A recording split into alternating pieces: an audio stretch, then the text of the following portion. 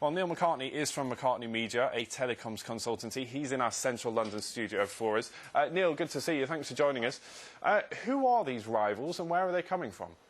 Well, they're mostly relatively small companies, as you say, in China and other parts of Asia, and they're buying cheap chipsets from other manufacturers, and basically they're at the low end of the market, a market that's traditionally been dominated by Nokia, which is the big loser in this development. They tend to be companies that they don't push their own brand. That's not what they're interested in. They just sell entirely on price. So we can consider them as kind of non-brand manufacturers. In a sense, the name doesn't really matter.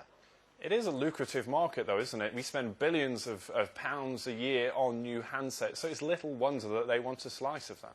Oh, absolutely. A lucrative market that's growing very quickly. I mean, as these latest figures from Gartner show, since in the third quarter of this year, the number of sales was over 400 million. That's 35% higher than last year.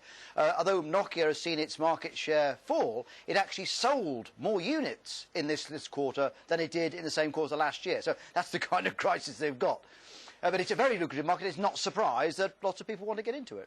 There is a tendency, of course, isn't there, to think of Apple's iPhone and certainly the BlackBerry as stealing some of Nokia's dominance. It was always the big player. But actually, Nokia still remains the biggest handset seller in the world, particularly in developing markets. And that's the key, isn't it?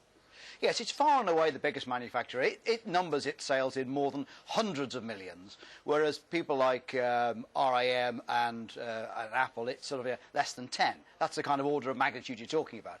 Nokia is far and away the biggest manufacturer, and very important in developing markets, but it is seeing its market share sliding. In India, it had more than 50% of the market not so very long ago. Well, that's clearly an unsustainable position. Now its market share is down to 30%.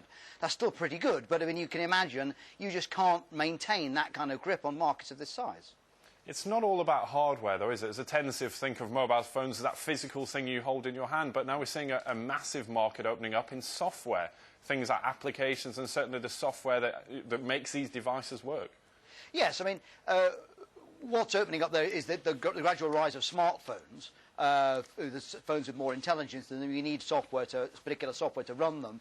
And the market leader here has been Symbian. What we're seeing now is that the rise of Android, that's a software developed by Google.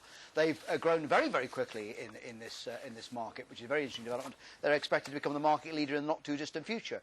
As phones become more like computers, of course, you need to have more and more sophisticated software to run them and to run all the various applications that are possible.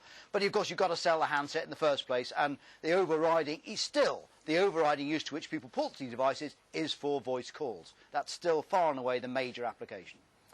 Neil McCartney at McCartney Media, thanks so much for your time this evening.